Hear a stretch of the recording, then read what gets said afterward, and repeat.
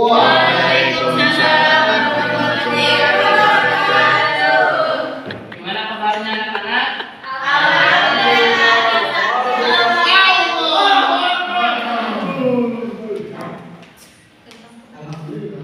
Pada kesempatan pagi ini alhamdulillah kita semua bisa berkumpul lagi. Mudah-mudahan kita dalam keadaan sehat.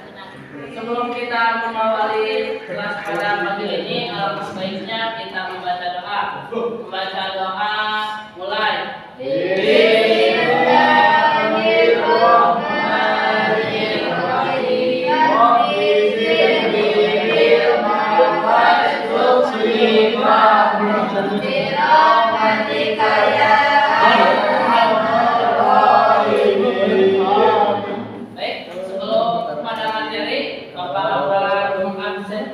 Mengenai kehadiran kalian pada hari ini.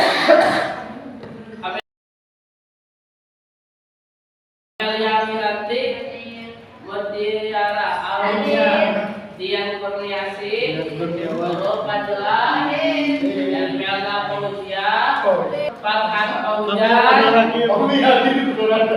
Yanwar Abdul Hakim. Ada yang tidak hadir? Fahmi Abdul Hakim. Pak Waj, kemana Pak Waj? Sakit.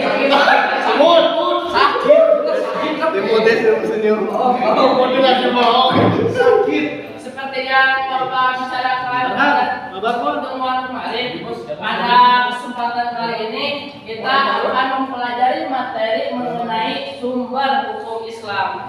Gimana, sudah resum semuanya?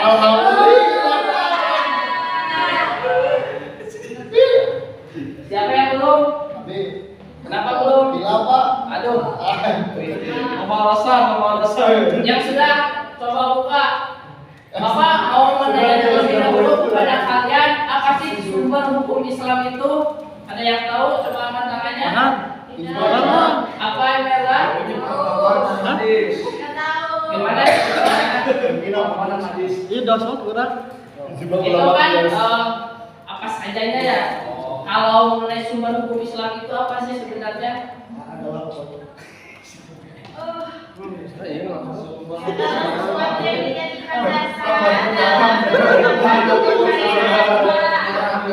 Yang bertujuan untuk apa?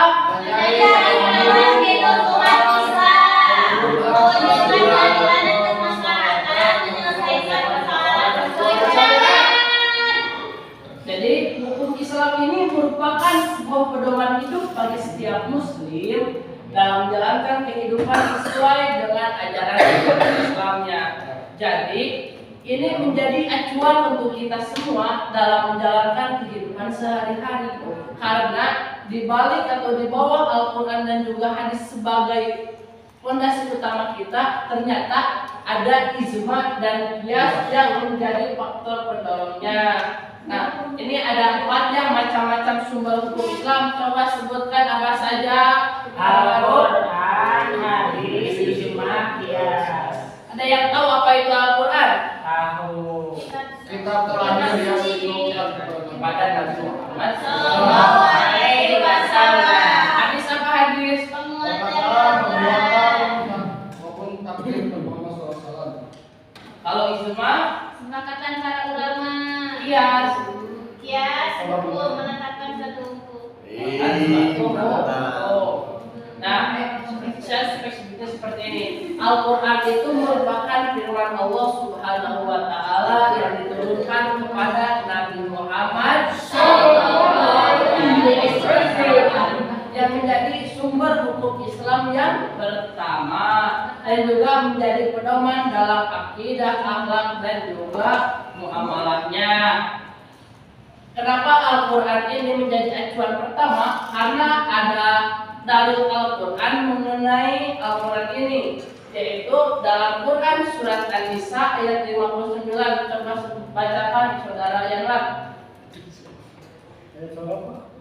Ayat 59. Jadi Al-Quran.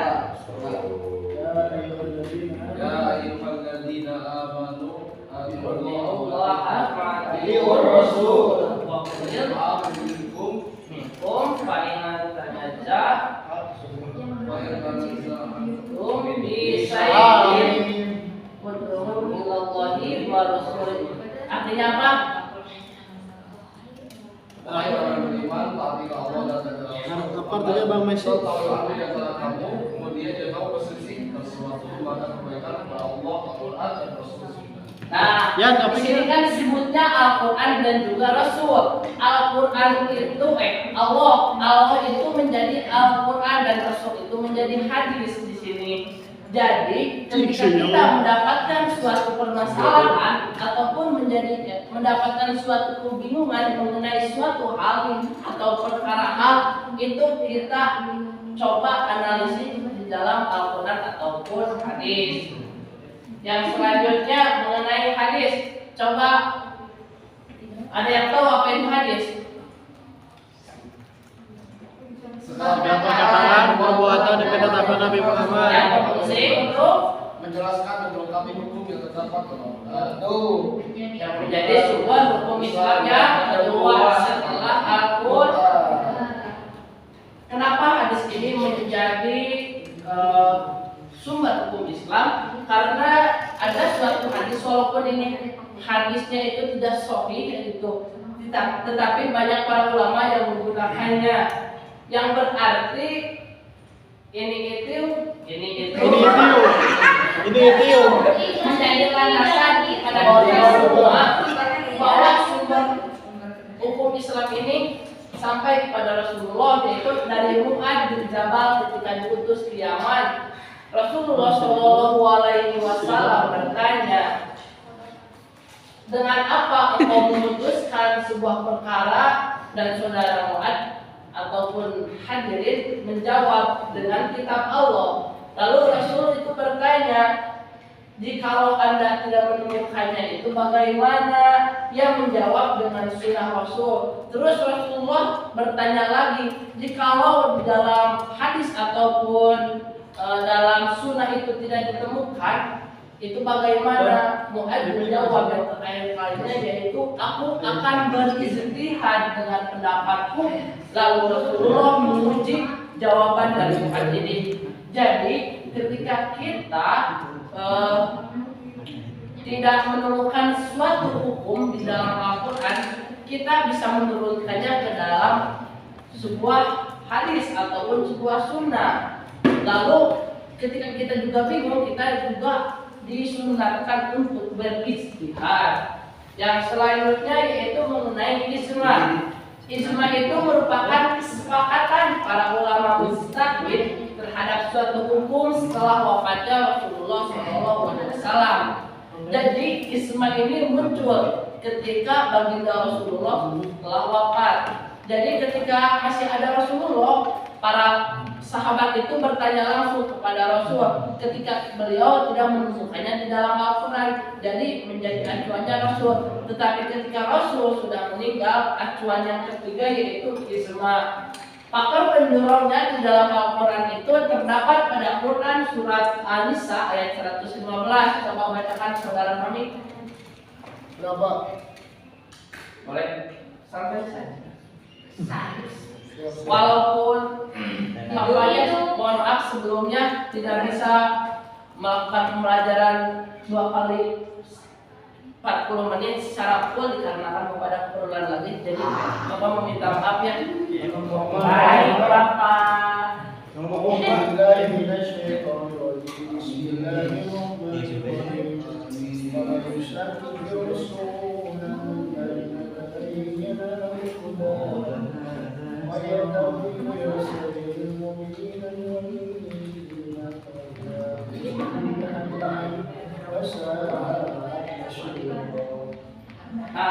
Jadi inti yang diambil dalam potongan ayat tersebut yaitu dari waman bisa kikir sula min ba'di ma tabayyana lahu huda ayat di ghayr sabilil mu'minin, yang artinya barang siapa yang menentang Rasul setelah jelas baginya petunjuk dan mengikuti jalan yang bukan jalan orang-orang mukmin.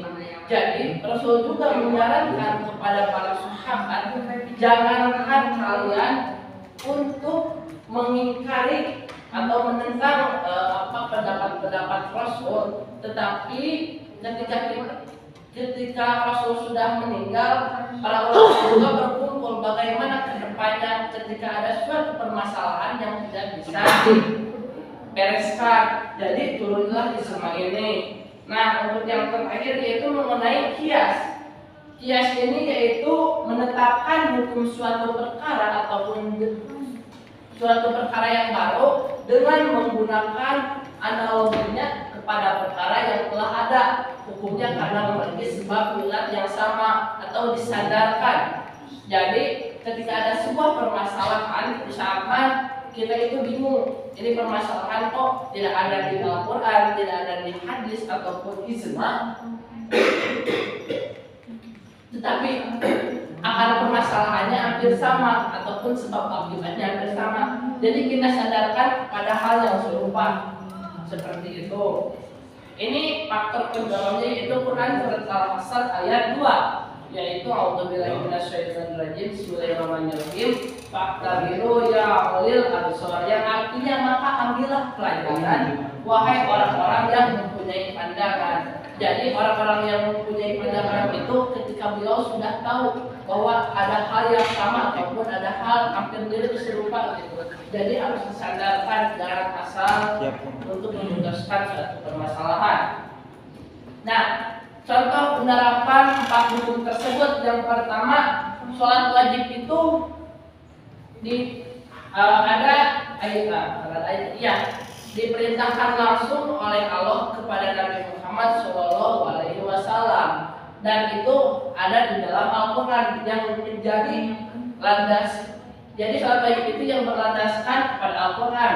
Yang kedua, tata cara sholat. Tata cara sholat itu tidak ada di dalam Al-Quran. Jadi adanya di dalam hadis, yaitu mengikuti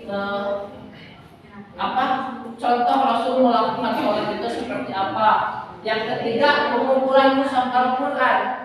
Itu tidak, kan Al-Quran itu tidak semata-mata langsung jadi, tetapi itu kan oleh para ulama bukan intinya dari sananya, yaitu oleh dua sahabat, yaitu sahabat yang mengumpulkan Al-Quran itu siapa?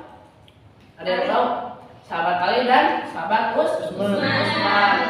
Nah, beliau itu berdasarkan ijma untuk melakukan pengumpulan mushaf itu, dan hukum narkoba melalui kias dengan khamar. Jadi seperti yang tadi saya sampaikan, yang Bapak sampaikan itu, di dalam kias itu kita disandarkan pada hal yang serupa. Misalkan dampak dari narkoba itu seperti apa? Karena narkoba itu tidak ada di dalam Al-Quran, tidak ada di dalam itu. Yang ada kan khamar yang memabukkan. Nah, narkoba itu sama memabukkan. Jadi kita sandarkan kepada hal yang serupa seperti itu. Lanjut. Hikmahnya, coba bacakan saudara Farhan, apa itu hikmah dalam sumber hukum Islam itu? Menjadikan Al-Quran dan Sunnah sebagai pedoman hidup, begitu menemukan sikap taat kepada Allah dan Rasul, memudahkan penyelesaian persoalan sesuai syariat dan menjaga persatuan umat. Ya, hikmah dalam mempelajari sumber hukum Islam.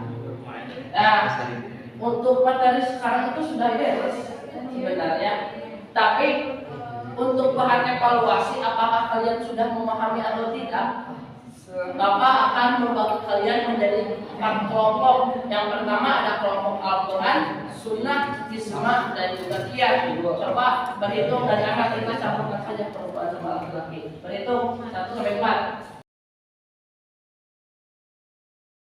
2, 3, 4, 1, 2, 3, 4, 1, 2, 3, 4, 1, 2, 3, 4, 1. Coba pegang balik. 1, 2, 3, 4. 1, 2, 3, 4. 1, 2, 3, 4. 1, 2, 3, 4. 1, 2, 3, 4. Pas. Coba kalian dalam kelompok masing-masing, kelompok kecil kalian, kalau ada suatu masalah di dalam sebuah kehidupan, mengapa kita tidak langsung menggunakan ijma ataupun qiyas, Tetapi kita kenapa harus melakukan dulu atau mencari dalil Al-Quran ataupun hadis terlebih dahulu? Ini kalau ini gimana? Baik itu semua ini. Ini Pak, gak apa-apa. Itu pemikiran kalian nanti gimana? Oke. Udah ditulis pertanyaan pertama. Satu pertanyaan lagi. Ulangi aja.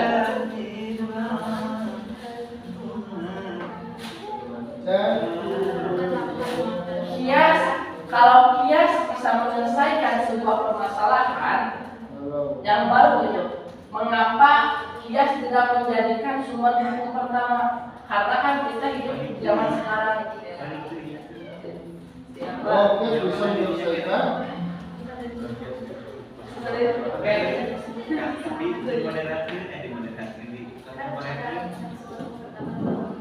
Saya berikan waktu 2 menit cukup. Udah Pak. Buka jawabannya Pak. Baca TV Pak ya. Tanggapan dalam Al-Quran seperti apa, dalam sunnah seperti apa, dalam ijma seperti apa, dan dia seperti apa? Satu dan bulat keleleng.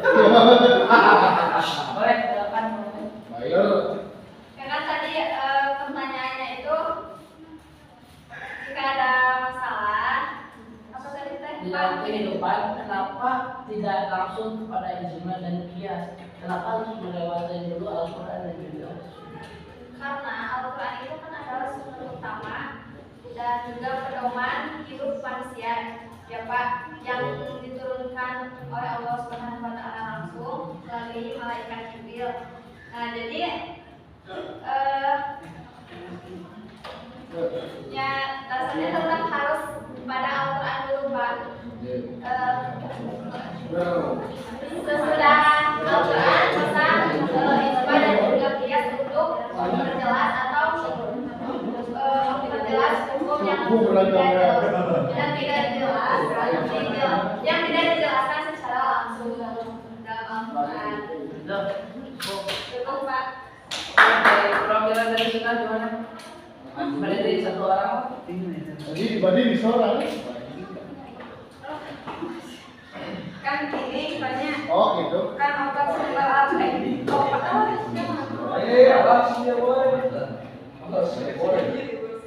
Kan empat sumber hukum Islam ada Al-Quran, Sunnah, Qiyas, sama Ijma.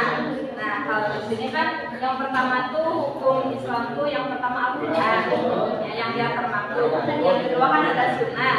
Nah tanggapan Sunnah terhadap soal yang ditanyakan oleh Bapak itu, ketika muncul permasalahan baru yang belum pernah terjadi di zaman Nabi, maka langkah yang harus dilakukan adalah tetap menjadikan Sunnah sebagai pedoman utama setelah Al-Quran. Jadi kedudukan Qiyas dan Ijma itu kan sekarang zaman sudah banyak berubah. Mungkin untuk melengkapi ataupun menjadi solusi dari mazhab-mazhab yang berbeda. Tapi Al-Quran dan Sunnah itu tetap menjadi sumber hukum yang utama. Oke, lanjut dari Ijma. Boleh satu orang.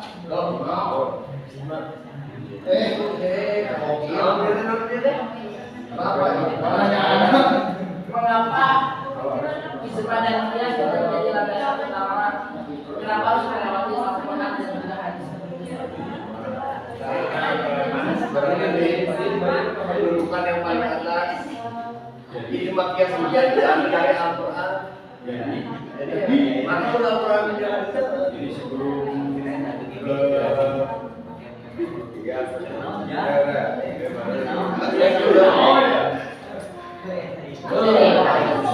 kalau Ijma gimana? Kenapa kalian tidak mau untuk misalkan menjadi sumber hukum utama itu? Sebab mengambil keputusan dari hadis itu karena bersumber dari Al-Quran dan hadis.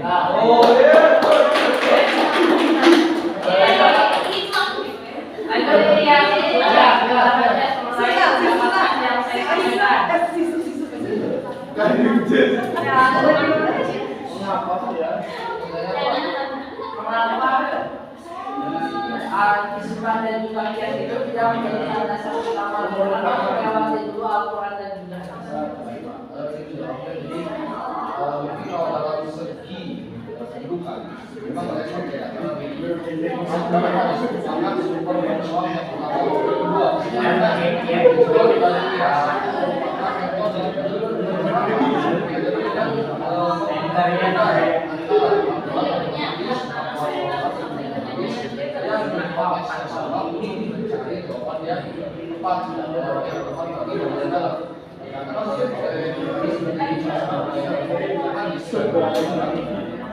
zaman sudah berubah, teknologi dan sebagainya, dan juga dibutuhkan kepastian akan bagaimana kita tetap menjaga kehidupan sosial zaman 2014